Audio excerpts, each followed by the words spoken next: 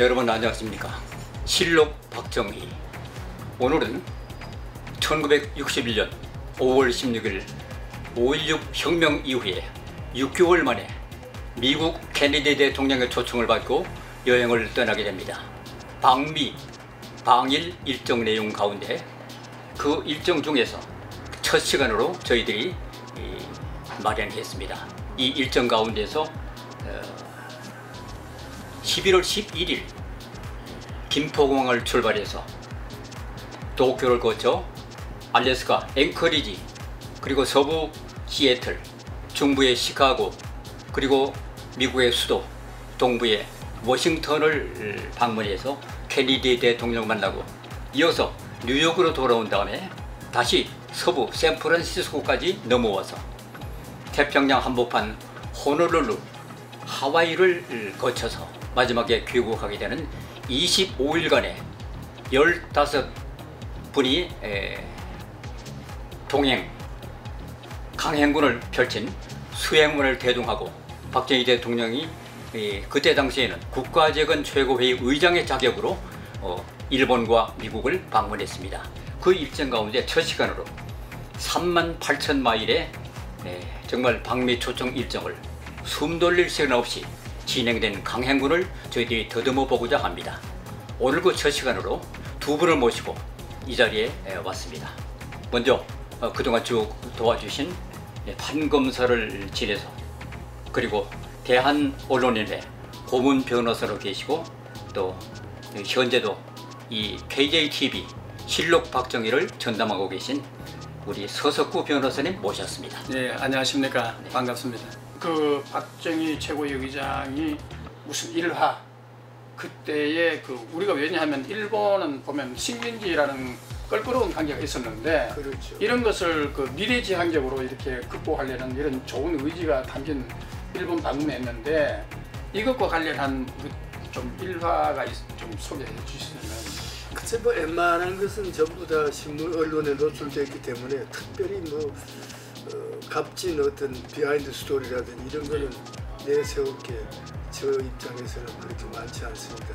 다만 한 가지 분명한 것은 일본 사람들이 한국에 대한 식민지 지나간 악몽을 아직도 깨끗이 정리하지 못하고 있는 그런 상황이었어요. 그건 우리 중에 잘못도 있겠죠. 우리가 국세가 약하다 보니까 강점을 당한 데서부터 따지고 되면은 우리에게도 책임이 있습니다만은, 하여튼 일본 사람들은 갑질을 하는데 길들여져 있었고 한국에 대해서는. 그러나 박정희 최고회의 의장이 일본 육사 다니지 않습니까? 일본 육사에 그 관계 때문에 선후배 관계도 있고 해서 일본의 유력 인사 가운데 선배되는 사람들이 인간 박정희에 대한 긍정적인 인식을 갖고 있는 사람 상당히 많았습니다. 그래서 그런 사람들하고 일본 방문 전에 사전에 교감도 있었고 해서 일본 언론들도 비교적 긍정적으로 일본 여행을 환영하는 분위기였었어요. 그러나 오늘날 한일 관계처럼 그렇게 매끄럽지는 않았고, 그러나 그걸 극복하기 위해서 박정희 최고회의 의장이 자기 인맥을, 개인적인 인맥을 통해서 밑바닥을 매끈하게 까는데도 엄으로 양으로 애를 많이 썼습니다. 그런 이 얘기는 크게 노출되지 않았습니다만은, 또 군사 작전 사령관 경험하셨기 때문에 대사를 앞두고 밑바닥을 흔든다든지 분위기를 성숙하게 만드는 그런 작전적인 두뇌가 아주 깊이 예리하신 분이 돼서 자기 인맥을 통해 가지고 일본 요인들과의 관계를 매끈하게 다지고 했기 때문에 큰 저항이 없었고, 또 거기서도 상당히 성과를 많이 거뒀어요. 당시만 해도 이승만 박사가 워낙 독립운동을 하셨던 분이었기 때문에 그렇죠. 평화선이 존재하고 있었고 예, 평화선도 아주 크게 잡아가지고 네.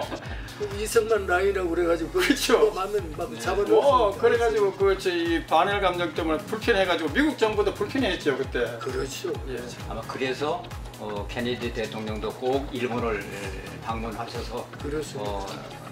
다녀오셨으면 좋겠다 이제 그런 얘기를 피력했다는데 어쨌든 가서의 그런 그 일본도 기대를 했을 거고 새로운 이 혁명 정부가 얼마만큼 오픈하고 다가올지를 기대했지 않겠습니까? 그러니까 혁명 정부가 우리의 국시 제1호를 방공으로 내세웠죠. 그렇죠.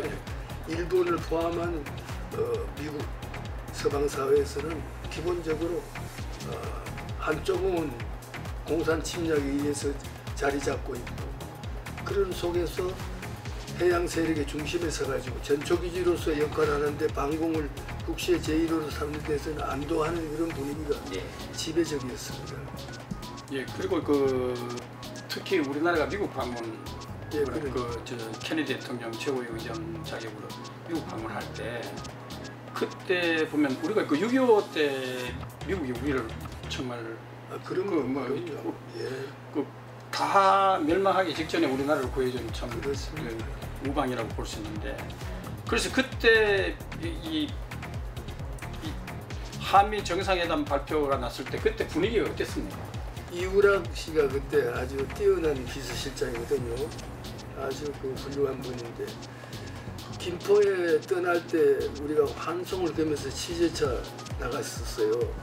그때 박정희 의장께서 이런 말씀했어요. 당신께서 일본 유학 당시에 비행기를 타고 한반도를 내려다보면은 민둥산이었다. 민둥산이었다. 그런데 내 소망은 한국 산하를 푸르게 만드는 것이 내 꿈인데 일본만 가더라도 벌써 다르다. 그래서 언젠가는 김포를 국제공항으로 키우고 그때 그런 얘기했어요. 국제공항으로 키우고 그때가 언제였습니까? 최고의 의장 시절에 일본 갈 때. 일본 갈 때. 예. 예. 그러니까 벌써 성각자의 안목은 또 다른 거예요. 예.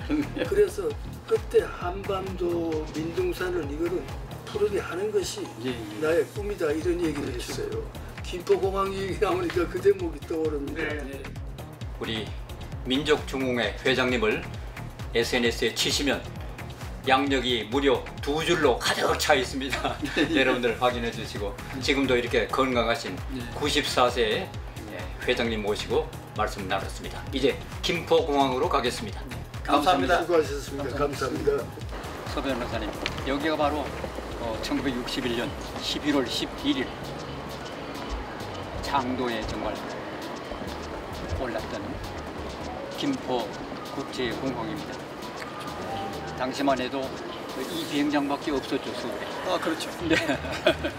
여기서 모든 지금은 인천국제공항에 아주 그렇죠. 세계적인 유명한 제1의 그렇죠. 공항이 됐죠. 김포국제공항을 왔습니다. 여기에서 박정희 최고회의 의장이 출발을 일행 15분과 함께 출발해서 11월 25일 귀국도 마찬가지 여기로 왔습니다. 장도를 축하하는 여러 가지 그 자료를 보면은 많은 인파가 와서 장도를 축하하고 성명서도 내고 이렇게 출발했다 그러죠. 그렇죠. 그리고 이제 이게 원래 미국 케네디 대통령하고 이제 반미 정상회담 이렇게 일정에 맞춰져 있었는데 미국에서는 조건을 달았죠. 일본부터 먼저 방문하고 오라. 그때 케네디 정부는 과거 이승만 정부가 사실 일본 정부하고 불편한 관계가 있었거든요. 이승만 대통령은 독립운동가로서 유명했고 그걸로 인해서 반일 감정이 강하셨던 분이고 평화선 라인도 국제법보다도 훨씬 더 넓은 범위를 잡아가지고 일본을 자극했는데 그리고 이제 미국에서는 한국이 가난하다 보니까 미국의 원조에 의존하지 말고 일본하고 정상적인 얘기를 해가지고 개인 청구권 자금도 받고 그래서 일본의 기술도 지원받고 경제 지원을 받아가지고 한국이 이 낙후된 경제를 좀 살리냐 어떻게 했냐. 이승만 정부가 그렇게 권고를 해도 말을 안 들었잖아요. 근데 마침 이제 박정희 최고의 의장이 5.16 혁명이 일어났으니까 이 기회에 미국 정부가 그동안 불편했던 이승만 정부의 이 관계를 청산하고 이 박정희 정부가 이 일본하고 관계를 정상화해가지고 한일 관계 정상화를 통해가지고 한국 경제도 발전시키고 하는 것이 좋겠다. 그래서 먼저 일본 정부를 방문하라. 그렇게 해가지고 일본을 방문하게 된 거예요. 그러니까 자유민주 국가와 문호를 열어라. 그렇죠. 그런 뜻이었죠. 한마디로. 그래서 결국은 도쿄로 먼저 가서 이케다 수상을 만나게 되는 거예요. 그 출국을 바로 여기서 육해 공군 해병대 의장대 네. 그리고 송유찬 수반을 비롯한 정부 사법부 군사 요원들 네. 또 유엔군 메로이 장군 부부까지 나왔고 그 주한 외교 사절들 그들 부부들이 다 나와서 환송을 했죠. 그만큼 박정희 의장이 최고의 의장이지만은 우리 한국의 정부에 대해서 이 5.16 혁명에 대해서 상당한 신선한 국민들의 이게 인기가 좋았지 않습니까? 네. 그래서 그런 것들이 반영이 돼가지고 이런 대대적인 환영을 하고 또 김포가도에 또 우리 그 국민들 태극기 되는 학생들, 농부들, 시민들이 열렬히 장도를 환영해주고 해서 아주 장관을 이뤘다고요. 서 변호사님, 박정희 의장이 떠날 때 성명 발표가 있었죠? 아 그렇죠. 출발 설명 내용이 사실은 아주 기자들도 관심이 많았어요. 왜냐하면 역사적인 첫 일본 방문이었거든요. 예. 그래서 박정희 대통령은 일본과 미국을 방문한 그 자리에서 한국을 떠나면서 이 김포공항에서 출발하면서 이제 미래지향적으로 일본과의 관계를 개선하고 또 이 미국과의 한미동맹 이것을 굳건히 하고 6.25 때 우리나라를 도와준 미국에 대해서 우리가 감사와 존경을 표하면서 돈독한 한미동맹을 통해서 우리나라 남북이 대치하고 있는 이 상황에서 우리 한국의 안보를 튼튼히 하는 그런 소중한 기회, 경제 발전을 위한 소중한 기회로 활용하겠다 이렇게 출발 성명을 해가지고 아주 호평을 받았습니다. 이렇게 여기서부터 환영을 받고 국민의 절대적인 지지를 받고 있다는 것이 또 대외에 알려졌지 않겠습니까? 그렇죠, 그렇죠. 그래서 제일 먼저 도착한 곳이 도쿄죠. 예, 도쿄인데 그때 보면요, 그 교포들이요, 네. 그 승리의 V자를 들고 환영을. 환영했대요. 그러니까 외교에서 승리하고 돌아오시라고 이렇게 저 교포들이 우리 일본의 교포들이 일본에서 좀 잘 외교를 하라고 이렇게 했죠. 그만큼 서로가 아쉬웠던 그런 반목의 시기를 끝냈으면 하는 것이 바람이었습니다. 일본의 물론 그 안전 경비, 왜냐하면 군사 정권이라는 것이 이제 박혀 있었고 언제든지 또 이렇게 불비스러운 일들이 있을 수 있다는 그렇지 몰라도 안전 문제에 대해서 굉장히 신경을 썼다고 그래요. 그렇죠. 그러니까 일본 경시청 발표에 의하면요, 그때 정복을 입은 일본 경찰관 수가 8,000명이나 됐답니다. 어마어마한 숫자입니다. 이게 옛날에 일본 소련의 미역한 부수상의 그 동경을 방문했을 때 그때 경비보다 훨씬 더 삼엄하게 철저히 경비를 했다는 겁니다. 왜냐하면 아시다시피 일본에는 조총련도 있잖아요. 그렇죠. 친북 조총련이라든가 그리고 상당히 그 신변에 그 위해를 가할 요소들이 있고, 옛날에 왜 그렇잖아요. 그 일본 조총련계의 그 조정을 받아가지고 유경수 여사가 그때 저격당했지 않습니까? 그렇습니다. 8.15 그 기념식 박정희 대통령 연설하는 도중에 그만큼 벌써 그 일본에서는 그런 안전 경비에 철저하게 대처했다는 거예요. 그리고 그만큼 파격적인 환영과 파격적인 안전 경비를 했다는 겁니다. 그러니까 일본도 어떻게 보면 이번에 과거에 이승만 정부하고 너무 불편한 관계였으니까 예.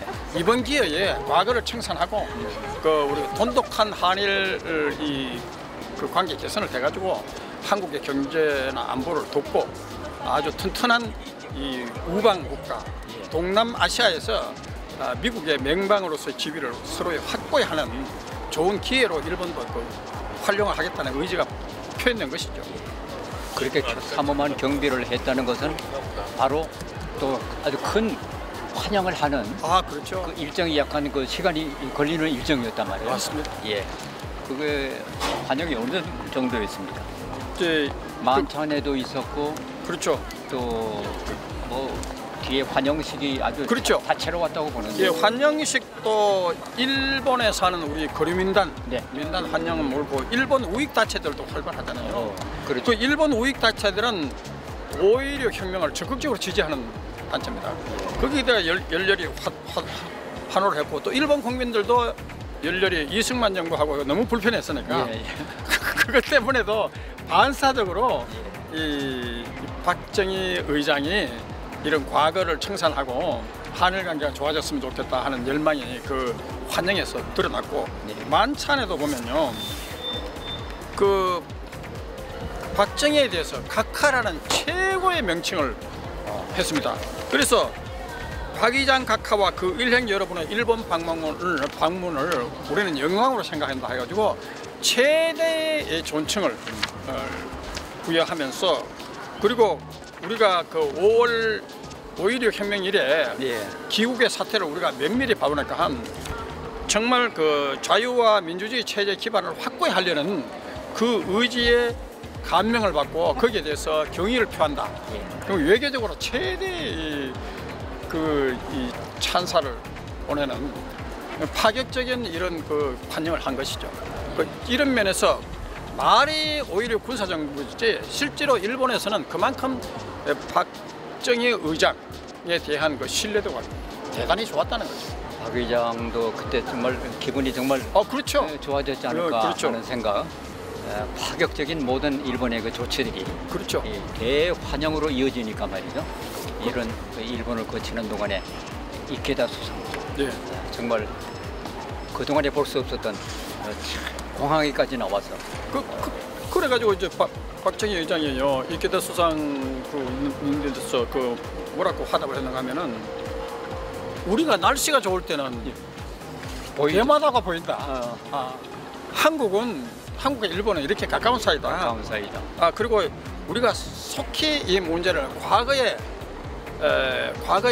얽매이지 않고 이 미래지향적으로 이 국교를 정상화해가지고 굳건한 토대 위에 서로 양국민이 아주 서로 소통하고 양국의 발전이 이루어지는 이런 소중한 기회가 됐으면 좋겠다. 이렇게 이제 박정희 의장이 사실 박정희 의장이요 장군이라고 하지만 지난번에도 우리가 소개했지만 대구 사범학교를 나왔잖아요. 그렇죠. 이 사범학교는요 천재나 다니는 학교 아닙니까? 맞습니다. 그러니까 박정희 대통령은 그만큼 이 수사학적인 지혜도 뛰어났다고 말이죠. 그래서 그것이 아마 일본의 이케다 수상도 상당히 이제 박정희 의장하고 한일 관계를 개선하면 할 수 있는 절로의 기회가 왔다 이렇게 판단하고 적극적으로 아주 저자세로 각하하고 뭐 너무 큰 영광이라고 최대의 그 외교적인 수사를 사용한 거죠. 일본의 대표로서 이미 첫 만남에서 이분이 대한민국을 대표하는 확실한 지도자구나를 느끼고 한 얘기겠죠. 그렇죠. 그래서 이게 한일 회담도요. 처음에 이제 그 30분간 간절한 강력한 전체 모임이 있고, 그다음에 이케다 수상하고는 1시간 20분. 정상회담 그 다음 날 있었죠. 그렇죠. 1시간 20분이라는 것은 정상회담에서 파격적인 시간입니다.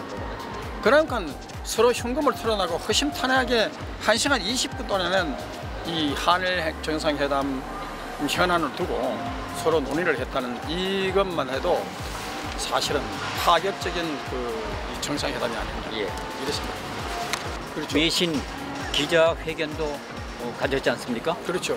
그것도 화제가 됐다. 아, 그렇죠. 외신 기자회견도 무려 40분간에 걸쳤는데, 근데 이게 보면 그 이제 서로 이제 그 한국과 일본의 과거에 이제 얽매이지 않고 미래지향적으로 이 한국과 일본의 현안 문제를 허심탄회하게 이렇게 인내심을 가지고 하자. 그리고 이제 박정희 대통령이 저 의장이 이렇게 얘기했습니다.